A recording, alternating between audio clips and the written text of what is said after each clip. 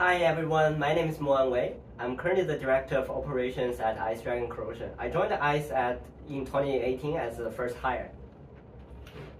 Hi everyone, I'm Brooklyn Wilson, and I'm the Technical Director at ICE, and I joined in 2019.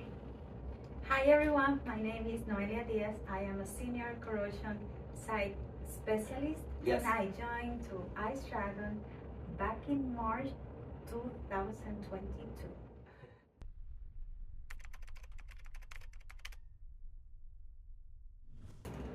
My number one piece of advice would be that you need more data to really understand what corrosion is costing you. And you need better KPIs to track that in the long term, because corrosion is always going to cost you more when you let it go. So my piece of advice is corrosion is not only rust. There are other type of mechanisms that are more catastrophic than just rust. Yeah. And the second one would be that the solution is not only paint or coating, so there are other type of solution that maybe are going to be easier, and that will be depending the type of damage. Yeah. So keep that in mind. Yeah, that's good. So my side is more related to how you take actions with your inspection data. So inspection data is meaningless if there's no actions associated with them.